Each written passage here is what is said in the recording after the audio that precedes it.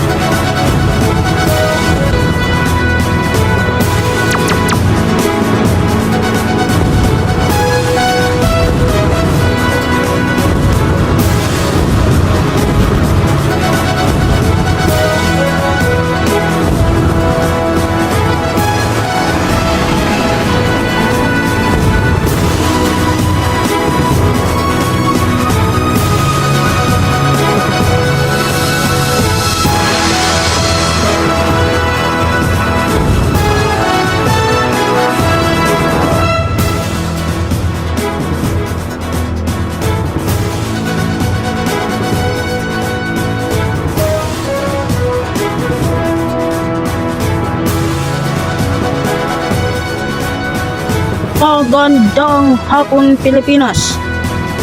Ika-24 po ng Hulyo, makasaysayang araw sa mga Pilipino. Ang SONA ng Pangulong Ferdinand Marcos Jr. At matapos ang 2 taon niyang panunungkulan, ngayong taon, maghanda siya sa pag-uulat sa bayan at sa pagbibigay ng opinyon sa mga Pilipino. At nagbabantay ang buong puwersa ng RBN News sa paghatid ng pinakamainit at pinakakomprehensibong pagbabalita sa inyo.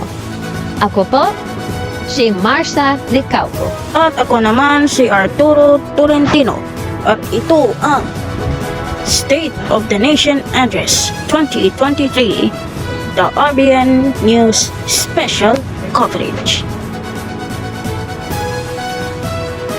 At sa mga pinakabagong ulat sa ikalawang SONA ng Pangulo, nandyan po sa House of Representatives sa Batasang Pambansa si Casey Santillan. Casey, nagsidatingan na po yung mga tao dyan sa Batasang Pambansa. At kumusta dyan ang sitwasyon ninyo?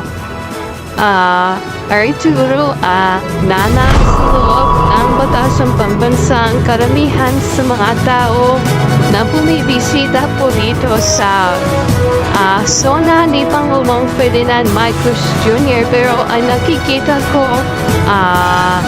marami na pumatao dyan sa